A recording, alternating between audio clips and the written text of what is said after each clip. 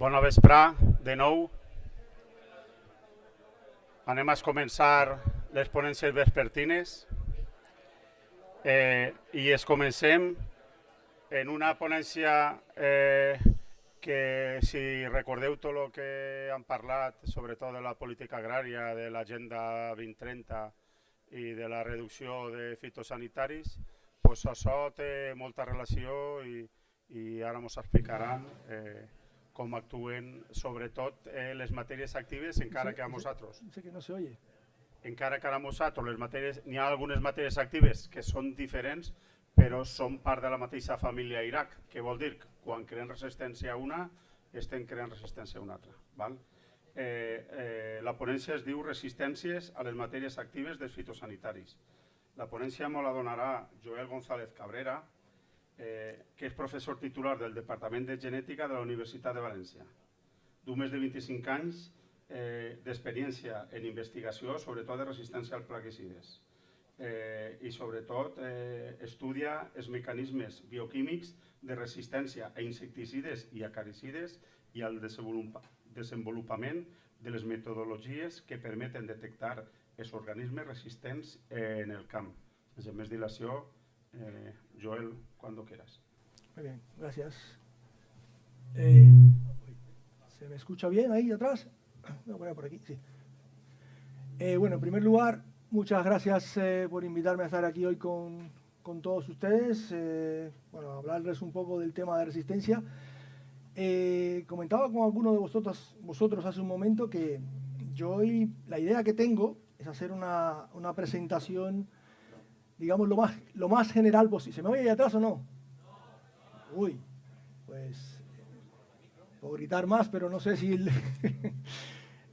bueno, que decía que mi intención hoy es hacer una presentación lo más general posible sobre el tema de la resistencia, pero sobre todo quiero hablar...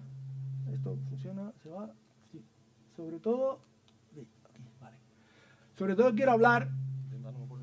¿Sí? Ah, perdón. Pues aquí. Va. ¿Aquí mejor?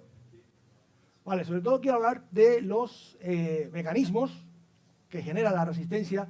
Quiero hablar de los desafíos que plantea la resistencia, pero sobre todo quiero que entendáis de qué va el tema de la resistencia. ¿Qué es resistencia? ¿Por qué se genera resistencia? Y en la última parte voy a intentar hablar un poco de temas generales de cómo podemos manejarla. Pero sobre todo quiero eso, daros a una visión quizás un poco diferente a la que normalmente estáis acostumbrados. No me voy a meter en detalles de si este producto usado a esta cantidad, no. Eso si queréis otro día hablamos de esos detalles. ¿Bien? Eso son un poco de perurrolladas, pero creo que es importante que lo tratemos. Ahora mismo ya somos 8.000 millones de personas en este mundo. Dentro de unos años, en el 2050, llegaremos casi a los 10.000 millones. Mucha gente. Mucha gente y muy rápido. Estamos creciendo muy rápido. Hace falta mucha alimentación. Hace falta aumentar la producción en un 70%. Esto no pinta, no. Es necesario aumentar la producción en un 70% para el año 2050 para poder alimentar a la población. En cereales solamente 1 billón de toneladas y en carne unos 200 millones de toneladas. Muchísimo, hay que aumentarlo. Y precisamente por eso es muy necesario conservar la forma de producción que tenemos. ¿Vale? Si no tratáramos, perderíamos, en algunos casos, se dice que hasta el 80% de las cosechas si no se trata y no se trata bien. Sobre todo si no se trata bien. También en el caso, bueno, en este caso os atañe menos a vosotros, pero realmente el asesino más grande que hay no son ni los leones, ni los tiburones, ni los cocodrilos, son los mosquitos. Los mosquitos son el asesino más grande que hay y matan a más de casi 1 millón de personas al año. Solamente los mosquitos. Por tanto, aquí se ha usado plaguicidas desde hace muchísimo tiempo. Se están usando plaguicidas para intentar reducir al máximo el impacto de las plagas. Bien. Este fue el primero. Y vamos a empezar a hablar un poquito de detalles. El DDT. Ahora todo el mundo habla del DDT y la gente se echa las manos a la cabeza, pero cuando salió el DDT, a este señor, a Müller, le dieron el premio Nobel. Le dieron el premio Nobel en el año 48, porque en el año 39 él descubrió que este producto que se había sintetizado unos años antes era muy efectivo para controlar insectos. era una panacea, una bala de plata, como se llamaba en ese momento. De hecho, se echaba a los niños, se le ponía a los niños. Realmente hay mucha gente que realmente puede dar gracias al DDT de haber podido comer. Y esto lo dice alguien que no es nada sospechoso de estar en pro de usar tóxicos a diestra y siniestra en el campo. Ojo. Esto lo que pasa es que posteriormente se demostró que este producto en particular tenía unas propiedades que lo hacían muy poco deseable para que se pudiera echar en el campo. ¿Bien? Pero fue muy eficaz para el tratamiento de determinadas plagas y realmente, digamos, garantizó la producción de alimentos y la protección de mucha gente, porque se utilizó mucho para controlar los mosquitos en muchos sitios y garantizó la protección de mucha gente.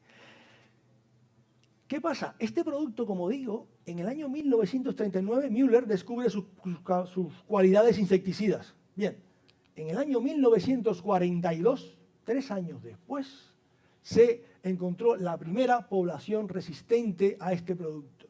Una población italiana de mosca doméstica. Y así, sucesivamente, a lo largo de los años, en unos poquitos años más, había ya 20 poblaciones resistentes y pum, pum, pum, pum, fue creciendo esto exponencialmente. Después hablaremos de mecanismos y de cosas, pero quería solo este pequeño detalle. En 3 años, de 1939 a 1942. Muy poquito tiempo. Bien, después, a partir de ahí, ha habido un desarrollo muy, pero que muy grande de la industria, porque se vio que efectivamente era posible controlar las plagas utilizando este tipo de tóxicos.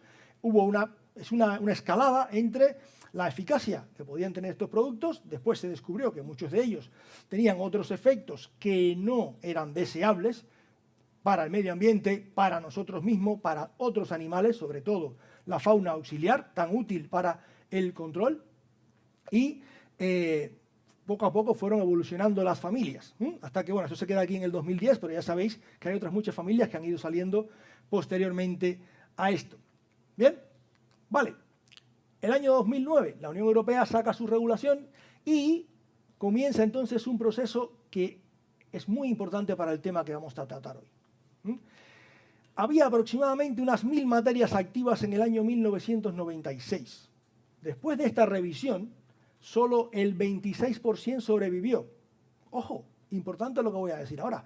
En muchos casos porque nadie los defendió. El 67% porque nadie los defendió. No porque se hubiese demostrado que fueran dañinos o pues se hubiese demostrado que tenían problemas. No, no. Quizás económicamente no eran rentables y salieron del mercado porque nadie los defendió. Bien, solamente un 7% no fue aprobado porque sí que se demostró que tenía algún problema para el medio ambiente o para la salud. El 26% se aprobaron. ¿Qué pasa? 250 ingredientes activos para controlar todas las plagas. Y ya sabemos, vosotros sabéis muchísimo mejor que yo, que para cada plaga hay unos poquitos ingredientes activos que sí que son eficaces. Así que son 250 para todo. Bien, vamos viendo que realmente tenemos, planteando un poco el problema que tenemos aquí detrás. Bien, y ahora algo que le comentaba a uno de vosotros hace un momento solo, os pongo estas 3 cifras porque a mí me parecen muy importantes estas 3 cifras.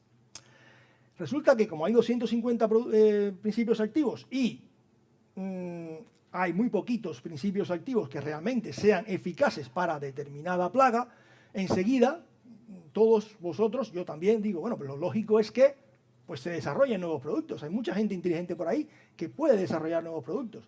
Vale. Es carísimo desarrollar un nuevo producto. 300 millones de euros es la inversión para poder desarrollar un nuevo producto. Se tarda 11 años. Una vez que se encuentra un principio activo bueno, se tarda 11 años en que este producto pueda llegar al mercado. Y ahora viene el dato que a mí más me gusta. Y ya está desactualizado. Este no lo he actualizado, pero hace un par de días vi el dato actualizado. 150.000 a 1. Es decir, tienen que probarse aproximadamente unos 150.000 principios activos o moléculas diferentes para encontrar uno que valga la pena. Esto es ahora, antiguamente era mucho más sencillo, pero actualmente hay que hacer esta cantidad de pruebas para poder llegar a uno, lo cual es extremadamente complicado. Muy pocas empresas primero, muy pocas empresas tienen esta cantidad de dinero, ¿m? Y muy pocas tienen la capacidad para hacer tal número de pruebas. Es decir, que hay pocas empresas que lo hacen y es muy difícil obtenerlo. Con lo cual, ¿qué quiero decir con esto? Hay que arrear con lo que tenemos durante un buen rato. Con lo cual, tenemos que intentar protegerlos al máximo. Y esta protección viene por cómo los utilizamos. ¿Bien? Vale, es muy urgente innovar, sí. Es muy urgente innovar, pero es urgente también reducir el problema de la resistencia. Es urgente, porque si no reducimos el problema de la resistencia, entonces sí que nos quedaremos sin principios activos. ¿Bien?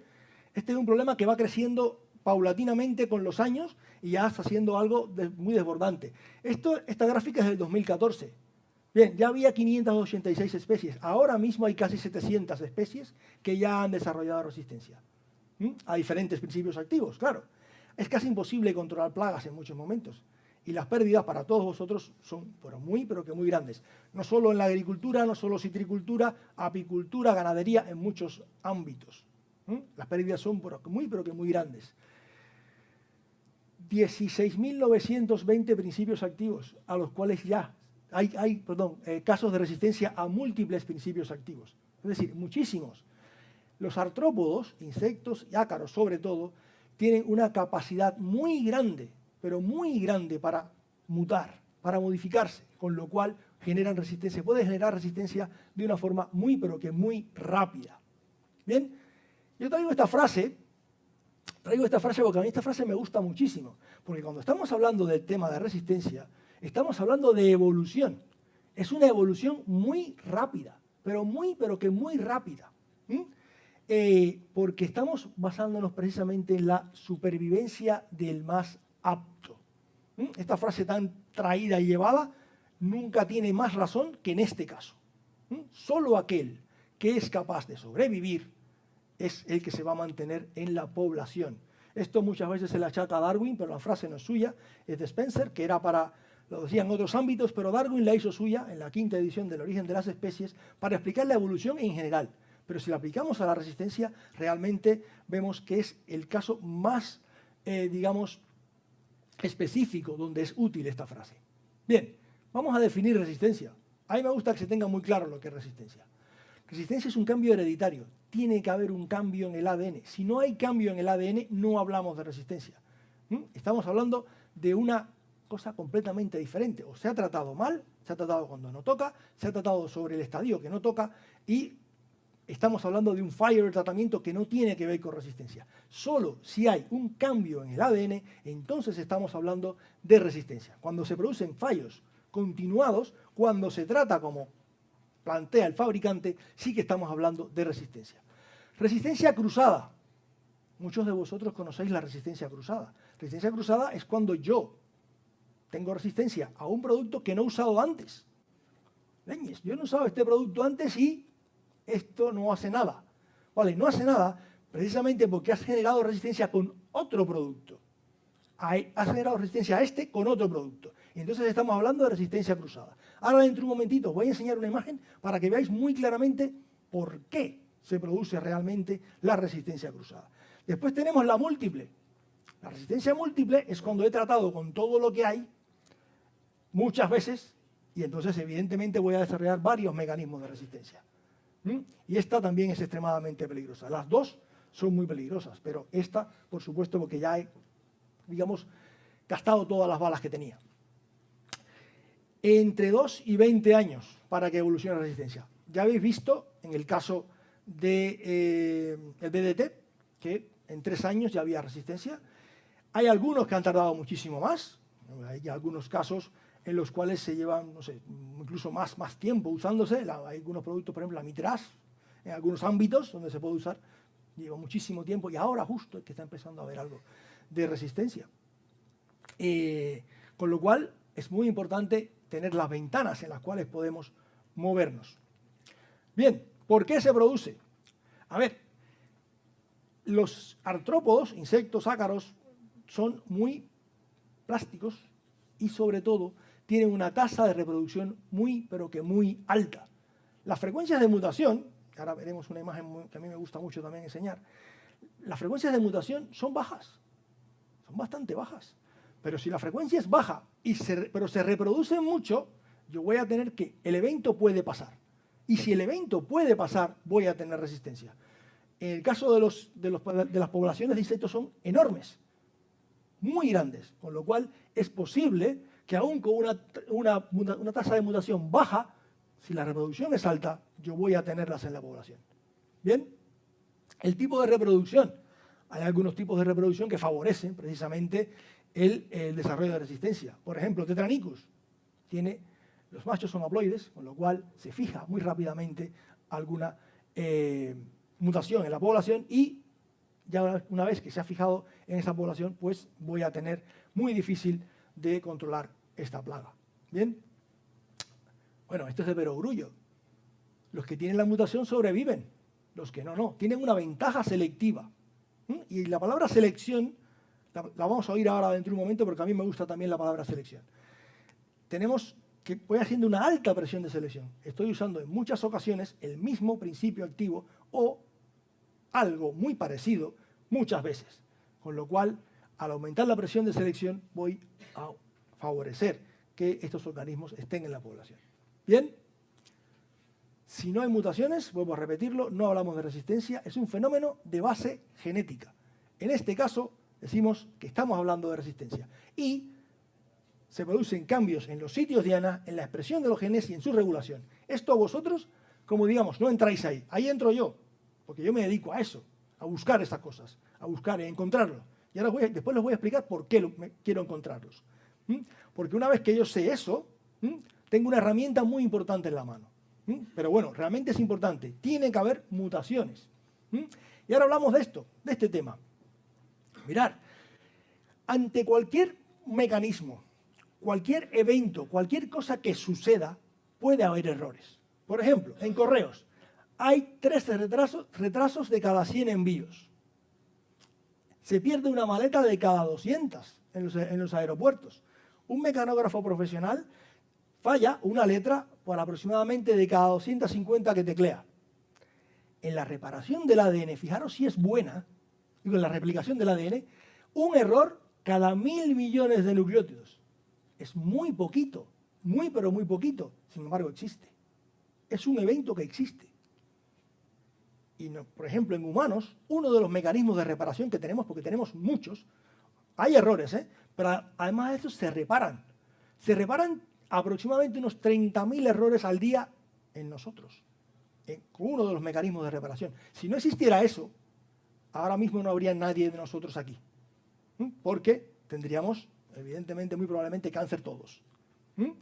Bien, con todo y eso, en los insectos a veces sucede que hay uno que aleatoriamente, y ahora sí que quiero hacer énfasis, aleatoriamente se produce una mutación en el sitio adecuado, que no se repara y que se mantiene en la población. Es decir, tengo una población en la cual hay un individuo que tiene esa mutación. Y cuando ese individuo tiene esa mutación, entonces yo aplico el plaguicida y se va a quedar ese.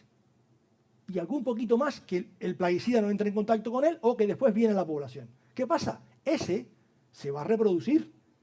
Y cuando ese se va a reproducir y yo vuelvo a tratar, ¿cuáles van a sobrevivir? La familia de ese. La familia de ese va a sobrevivir. Esto a veces creo que cuesta pillarlo de esta manera. Pero realmente, si yo sigo tratando igual, la familia de esos son los únicos que van a sobrevivir. Amén de que es posible que no estén bien del todo, pero son los únicos que van a estar en la población. Con lo cual, llega el momento en que yo ya tengo que todos tienen la misma mutación y el producto deja de tener efecto. ¿Vale? Y no sirve para nada. Es importante esta frase. Porque en muchas ocasiones a mucha gente o le venden o se cree una situación que no es. Bien, el ácaro, el insecto, nace resistente, nace con las características para ser resistente. No lo hago resistente por el tratamiento que yo vaya a usar, no. El tratamiento no lo hace resistente. Con el tratamiento yo voy a seleccionar al resistente. Lo voy a seleccionar. Él ya ha nacido así, Por tanto, es importantísimo. Se nace resistente.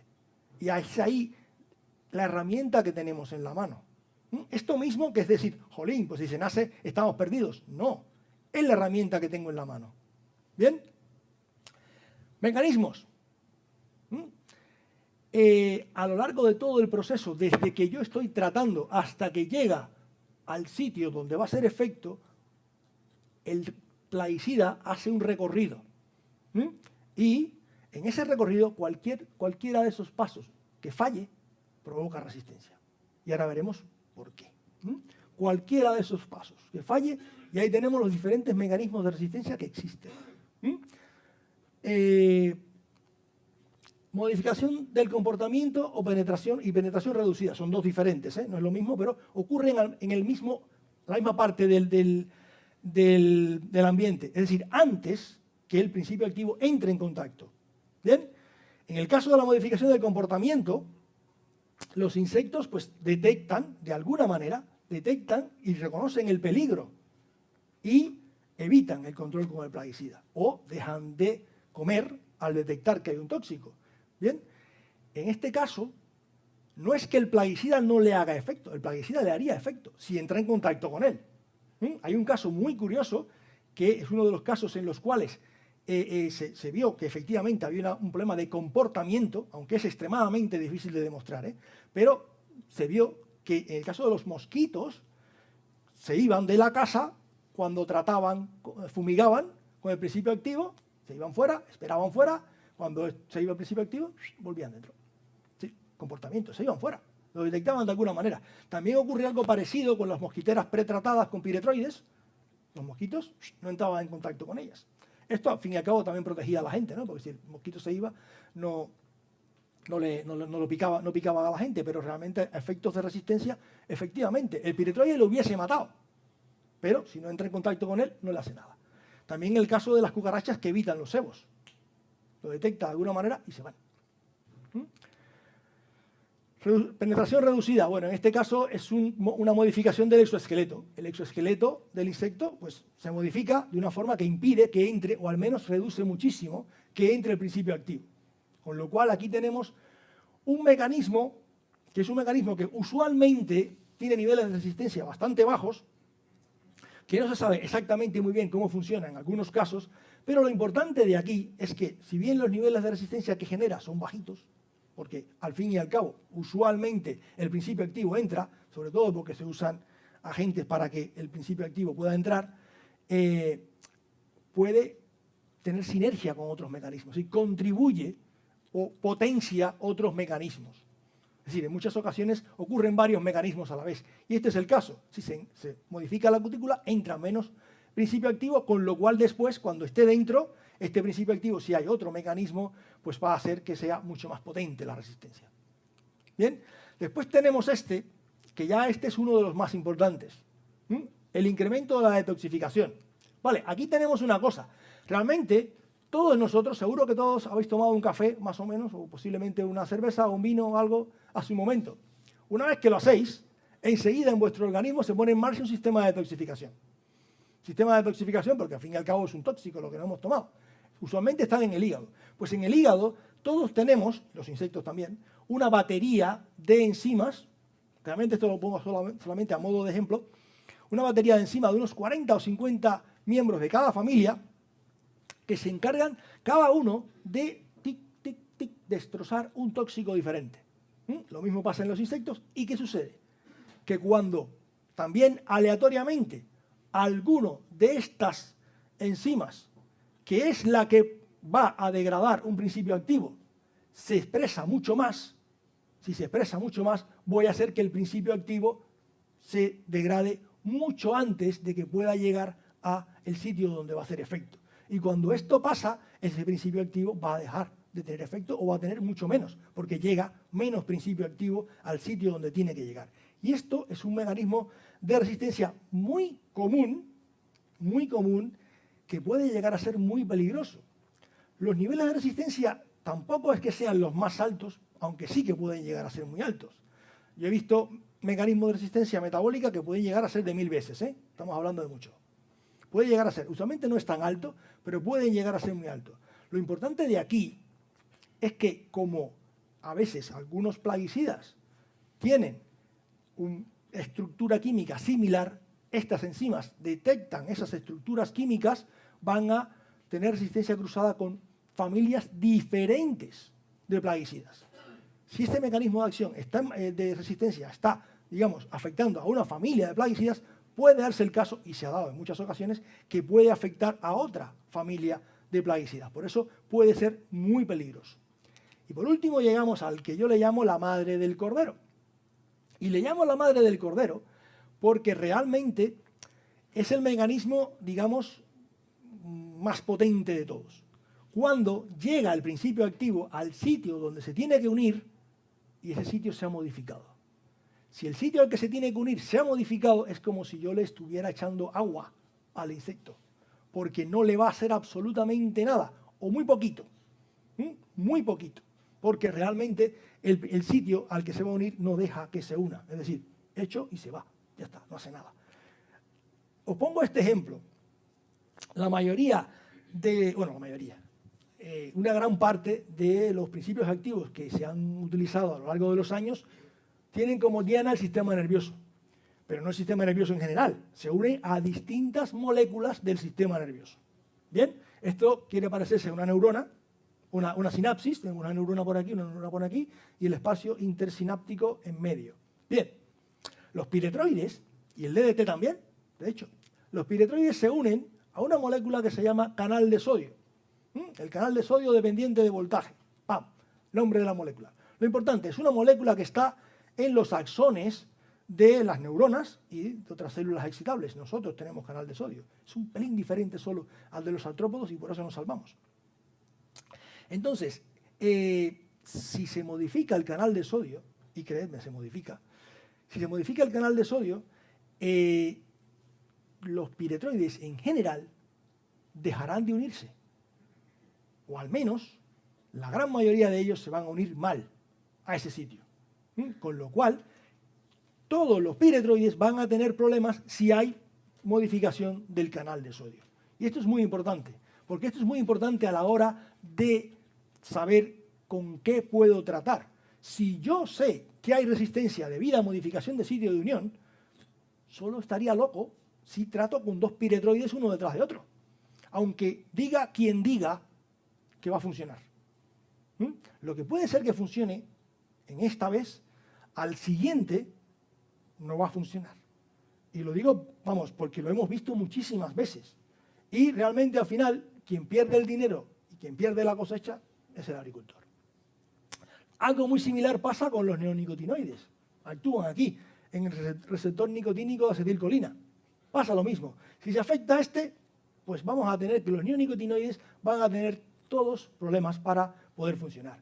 En el caso de los organofosforados y los carbamatos, con la acetilcolinesterasa. Es decir, en general, cuando hay modificación de sitio de unión, es muy importante, pero muy importante tener claro que todos los principios activos que pertenecen a un mismo modo de acción van a tener problemas.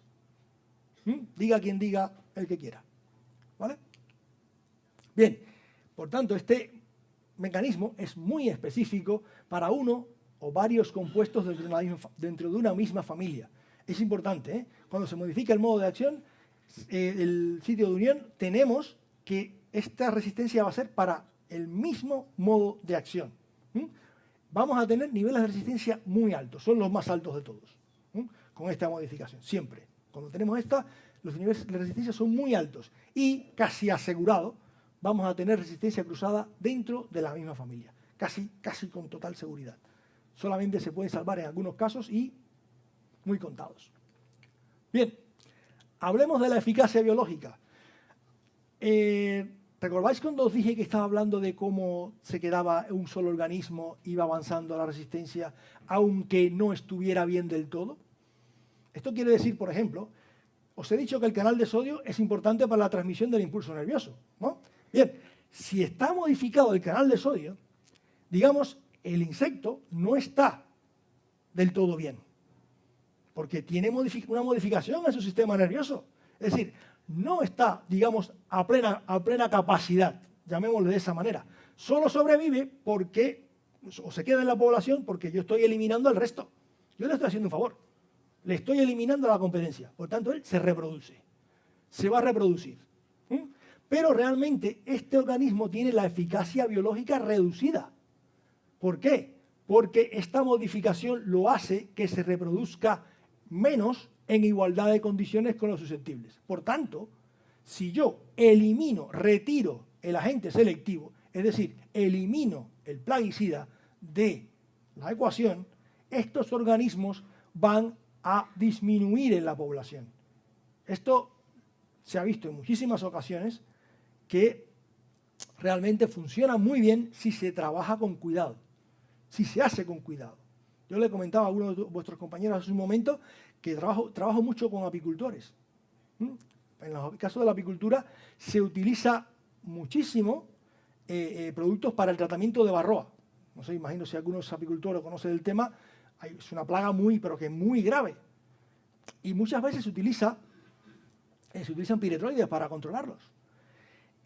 Cuando se elimina el piretroide, en 2 temporadas la cantidad de individuos, cuando se elimina el piretroide de la ecuación, en 2 temporadas la cantidad de individuos resistentes cae, pero cae muy significativamente. Esto ha ocurrido en muchas especies también, en Tetranicus también ocurre.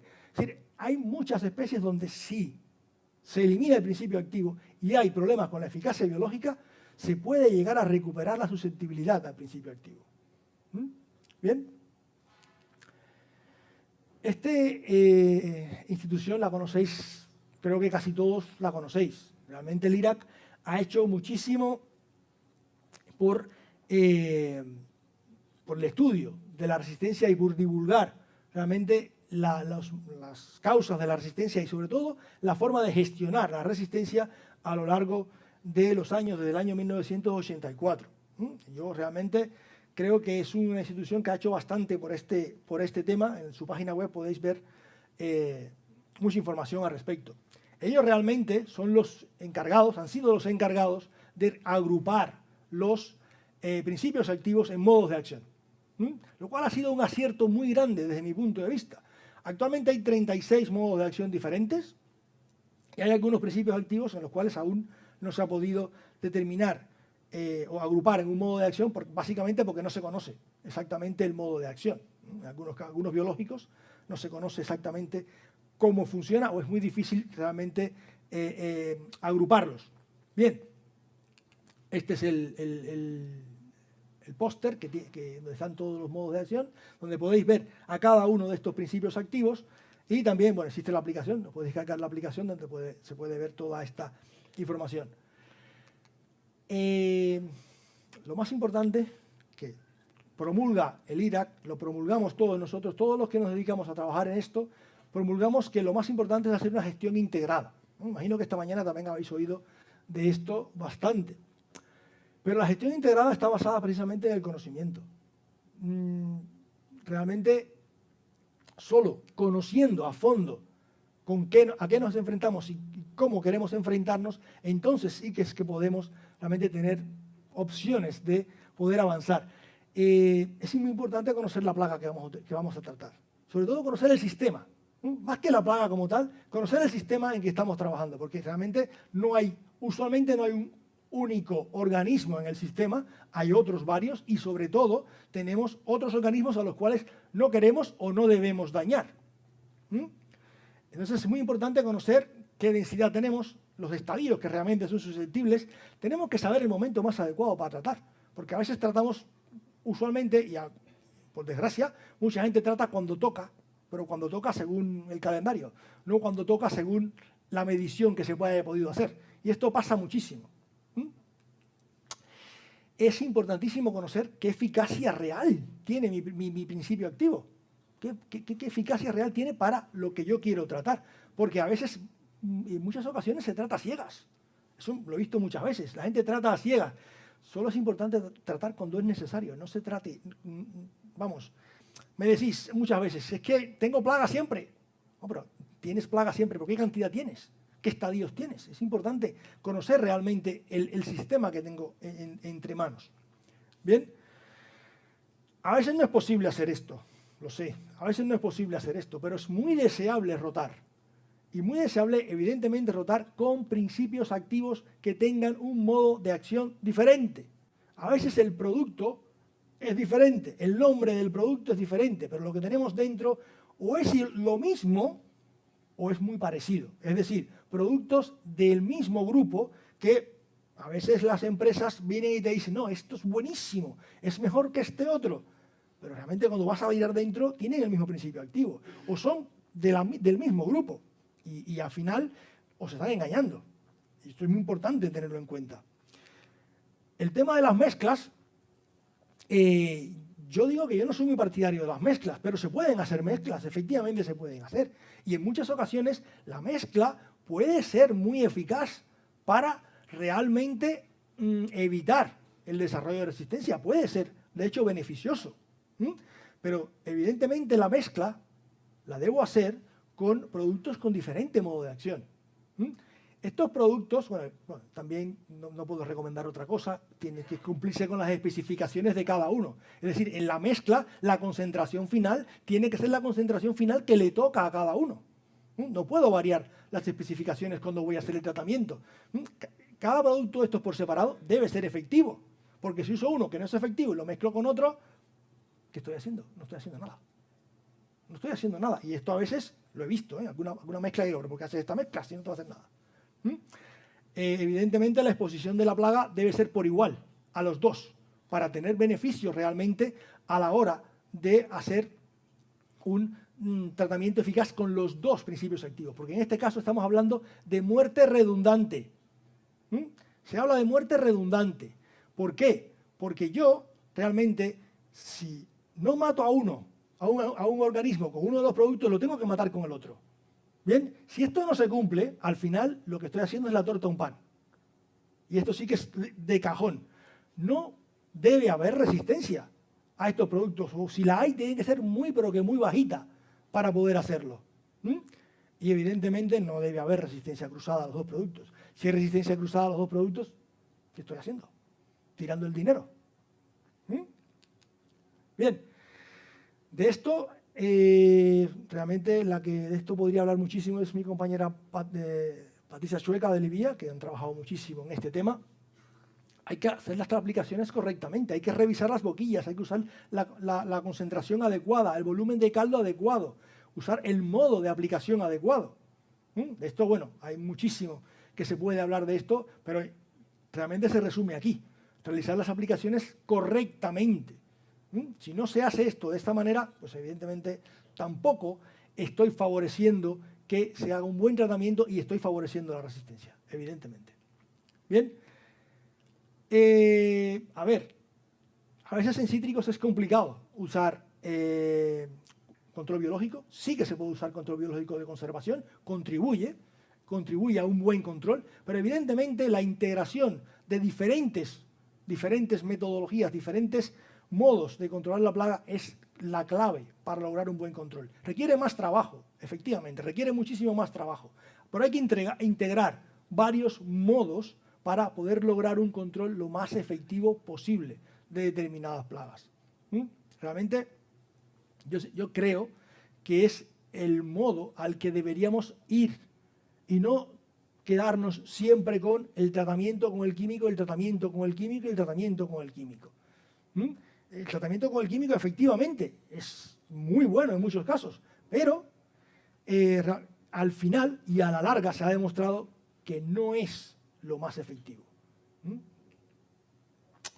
Y aquí añado yo una parte en la cual, te digo, trabajamos nosotros de forma muy intensa y hemos trabajado en los últimos años porque creo que es una de las formas en las cuales puedo ser mucho más eficaz. Yo debo conocer el nivel de resistencia y lo puedo conocer.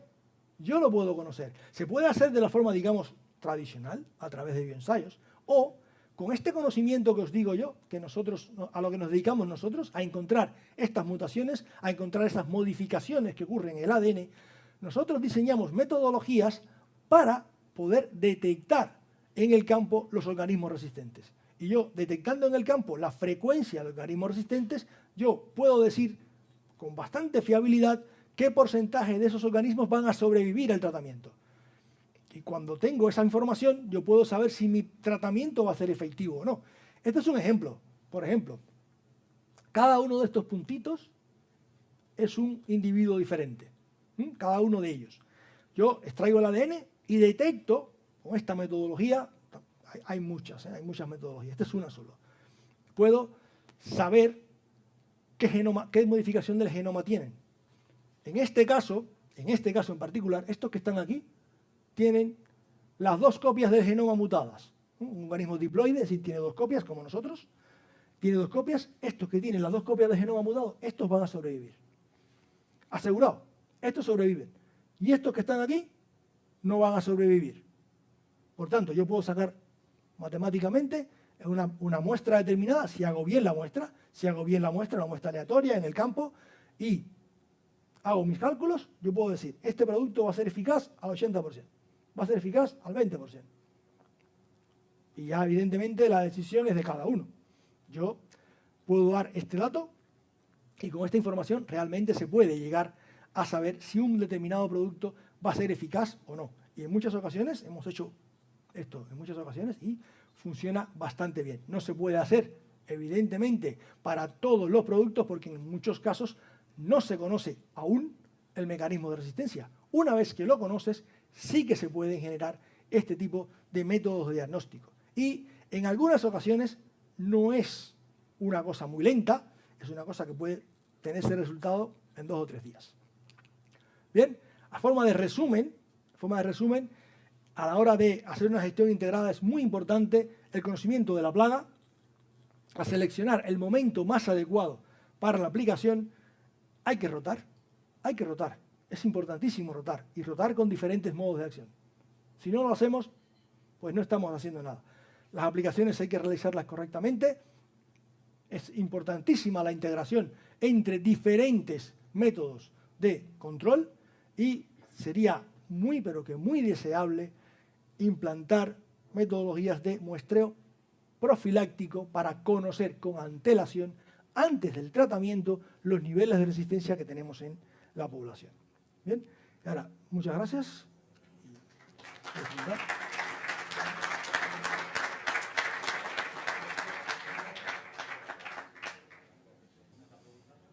Si tenéis alguna pregunta o queréis comentar algo, pues hay muchísimos ejemplos. De hecho, aquí a continuación hay muchos ejemplos en caso de Tetranicus, de resistencia, para que veáis un poco, que pudierais ver, pero que tampoco creo que sea muy importante, pudierais ver realmente en algunas ocasiones cómo productos que aparentemente dices, ¿esto por qué? Hay resistencia cruzada en algunos casos. Y hay muchos ejemplos que se han encontrado, tanto en cítricos como en otras plagas. Realmente el caso de la resistencia es muy importante el conocimiento de los mecanismos para poder saber con qué estamos trabajando. Porque si no, el hecho de cambiar de producto, cambia, al final no va a dar nunca buenos resultados. Pero bueno, si no tenéis ninguna pregunta, pues...